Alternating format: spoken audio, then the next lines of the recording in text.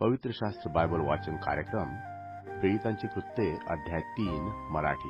प्रेरितांची कृत्ये अध्याय 3. प्रेरितांची कृत्ये अध्याय 3. लंगड्या भिकाऱ्याला बरे करणे. लंगड्या भिकाऱ्याला बरे करणे.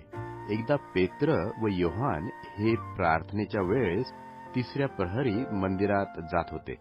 तेव्हा जन्मतः पांगळा असा कोणी एक माणूस होता. त्याला उचलून नेऊन मंदिरात जाणाऱ्याजवळ भीक मागण्यासाठी प्रतिदिवशी मंदिराच्या सुंदर नामे दरवाजाजवळ ठेवीत असत.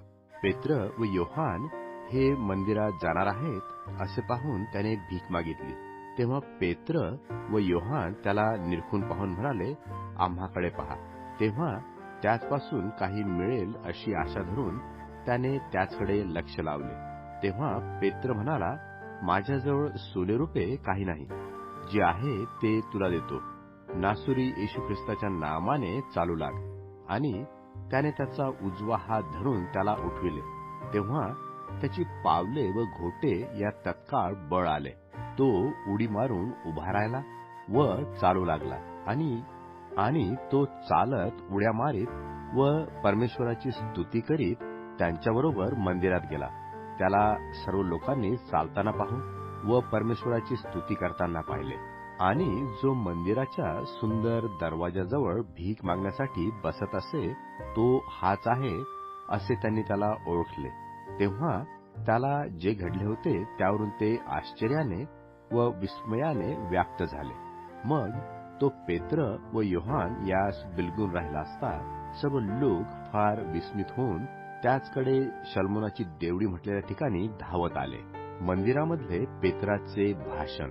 मंदिरामधले पेत्राचे भाषण हे पाहून पेत्राने लोकास म्हटले, अहो इस्रायल लोक हो, याचे आश्चर्य का करता?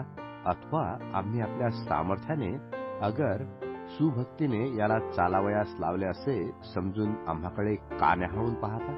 अब्राहम, इसहाक व याकोब याचा परमेश्वर, आपल्या पूर्वजांचा परमेश्वर, याने आपला सेवक येशू याचे गौरव केले. त्याला तुम्ही धरले व पिलाताने त्याला सोडावयाचा निश्चय केला असतानाही त्याच्या समक्ष त्याला नाकारिले. जो पवित्र व धार्मिक पुरुष त्याला तुम्ही नाकारले आणि घातकी पुरुष आम्हाला द्या असे मागितले. तुम्ही जीवनाच्या अधिकाऱ्याला जीव मारले. त्याला परमेश्वराने मेलेल्यामधून उठविले याचे आम्ही साक्षी आहोत. ज्याला तुम्ही पाहता व ओळखिता त्या या मनुष्याला त्याच्या नावावरील विश्वासावरून त्याच्या नावाने शक्तिमान केले.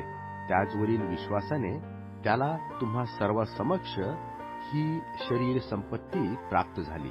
बंधुजन हो, मी हे जाणून आहे की तुम्ही हे अज्ञानामुळे केले, तसेच तुमच्या अधिकाऱ्यांनीही केले.